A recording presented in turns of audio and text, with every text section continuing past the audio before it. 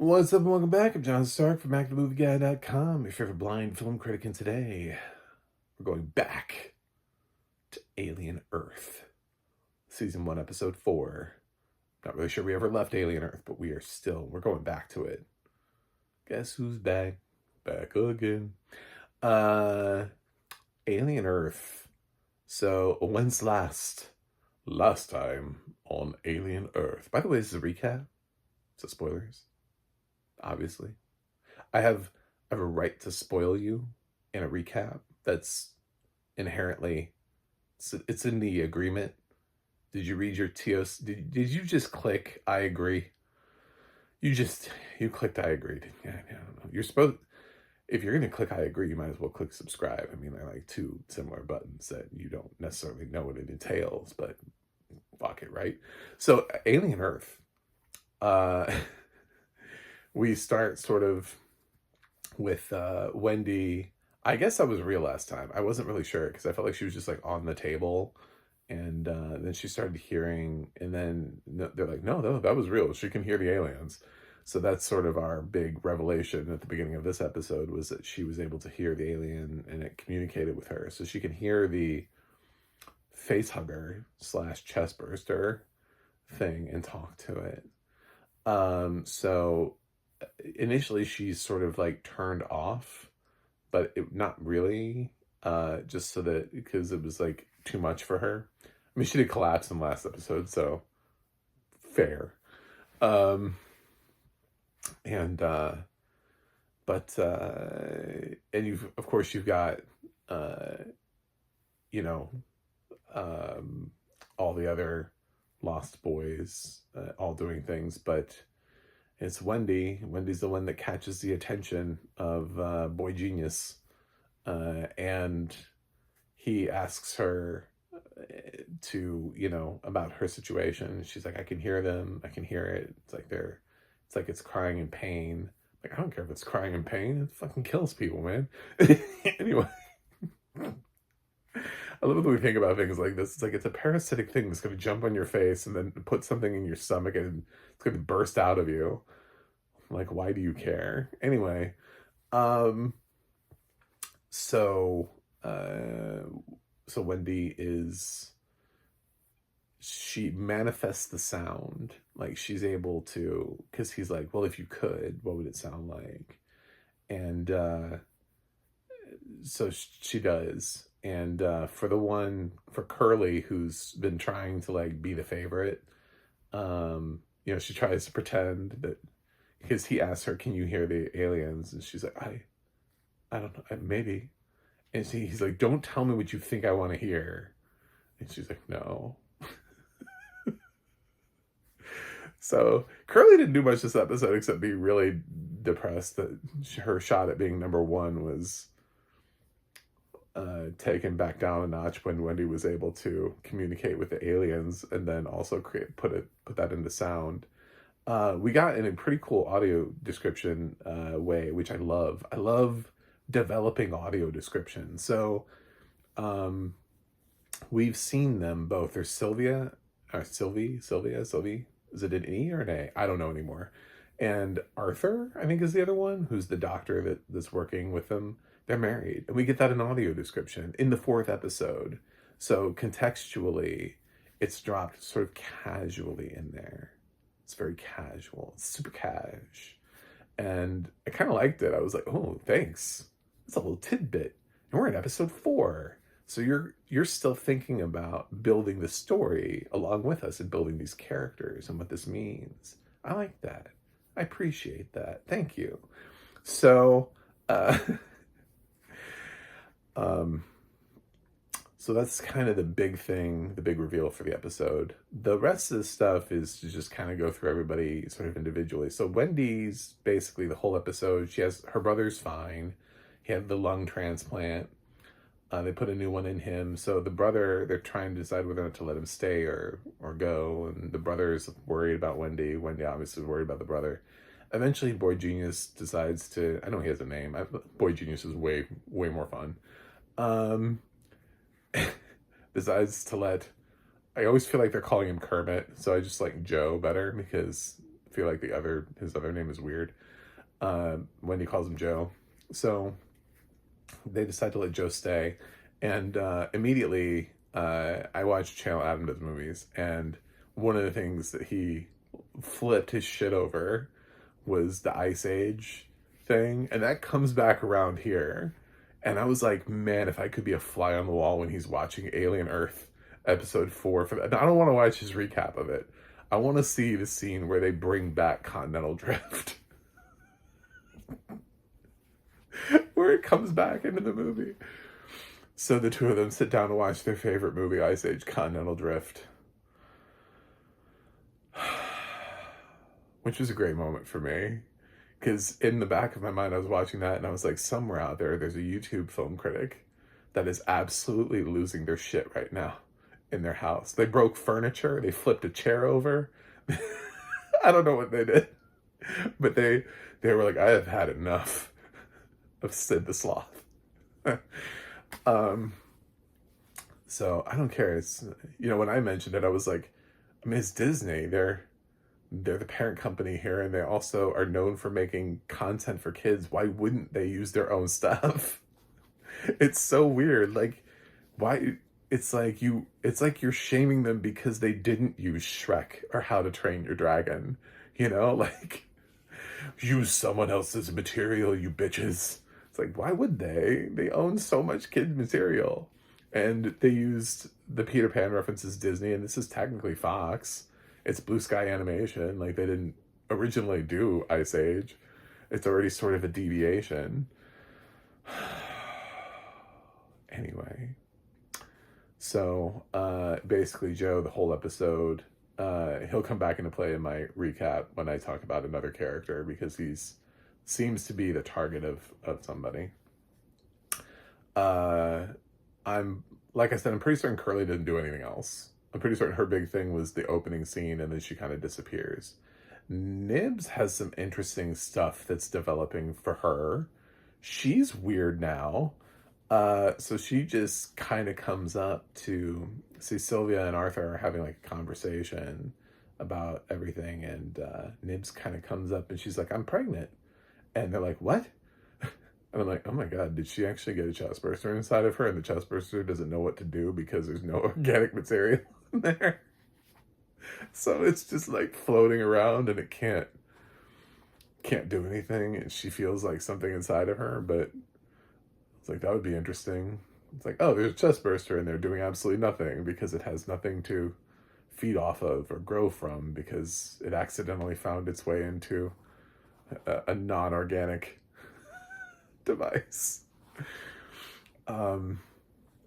So Nibs goes and has a session with Sylvie, who it does not go well, and Nibs kind of attacks. She's going a little cuckoo for Cocoa Puffs, and so Sylvie has the guards come in, and she says, it's a level 3 incident. I was like, oh my God, how many levels are there? Is it the top level? 5? 10? 20? 100? How big of a level incident is this? It's really cool to say level 3 incident, but when you don't know how many levels there are, like level 3 could be out of 100, not a big deal. Out of 5, pretty big deal. Out of 10,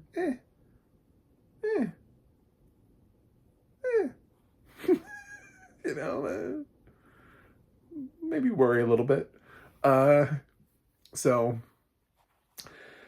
yeah, so they have these flavor strips because the kids can't have real food, but they're these strips that are code, basically, that are introduced in this, which I thought was kind of a cool little sci-fi thing that they have for the kids so they can taste things. Anyway, so Nibs disappears after that. I don't think Nibs came back. I think because Nibs was under lockdown, because Sylvie asked for Nibs to be put in her room and locked down, and we didn't come back to her. So Toodles wants to be taken seriously as a scientist. So Toodles in an effort to piss off everybody who's all about like not changing names and pronouns anymore, decides he's going to change his name. He's tired of being called Toodles and he wants to be called Isaac.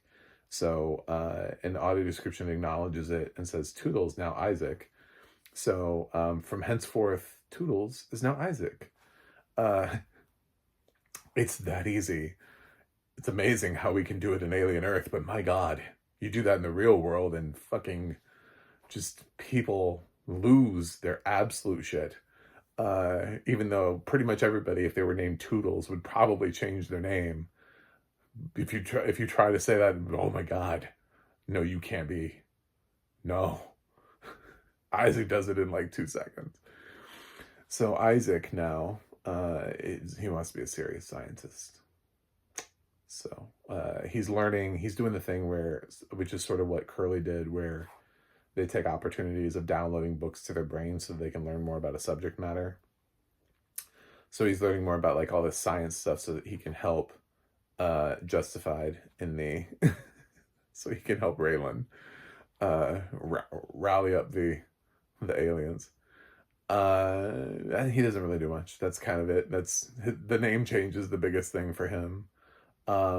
Really slightly has the most to do other than Wendy, because he's having the communications with Cyborg, and I forget, I don't care what his name is. He's still doing that thing where he can communicate with Slightly because he put that thing on his neck in the 2nd episode. So the Cyborg is at Slightly's parents' house, and he's like, well, I need you to bring me an egg. And Slightly tries, but there are a lot of people there, and he's like, I can't because of this. There's a lot of security. And so he gives him an alternative, which is to just take a human in the room and let it do its thing. Basically, let the face hugger jump on the thing and implant the and then he has to, once the facehugger's on there, the human is going to go down for like 2 days, and then the facehugger will fall off, and then he'll have a short window of time where he can get that human out of the facility, and the Cyborg will meet him. So Slightly's trying to figure out which human to take in, which factors in, because he's not a fan of Joe, because he doesn't understand why Wendy gets to have a sibling there and he doesn't, because he has brothers, and some of the other Lost Boys all say that they have siblings too. So there's like these scenes where it's like, it looks at it and, you know, he's like staring at him, like, and you're like, well, obviously he's going to choose Joe. So except there are Joe's other, like the others that survived, they were sort of really minor characters, but there were a couple of other sort of like regular soldiers that survived the clearing of the ship, and they're here, and now they're working at this place. So you never know what'll happen. But yeah, so my hot take on that would be, I think what's going to end up happening is it's going to be a little bit weird and a little bit different, because we see at the end, so Wendy's in with the chest burster that's in with the lungs, and the lungs, it gets what it needs from the lungs, and then it bursts out and it actually breaks through the glass, and then there's a little alien on the floor, and Wendy communicates with it and actually is able to pet the alien, which I'm sure like pissed off fans of Alien franchise, but it's like, listen, we're doing something different. Like, there are like multiple movies in this franchise. Like, we can't do the same thing every single time. So Wendy is able to communicate with the aliens. So I guess Wendy is now like the mother of the aliens. Anyway, so the little alien doesn't attack her. It just, now it's her pet. It's a little pet alien. I guess.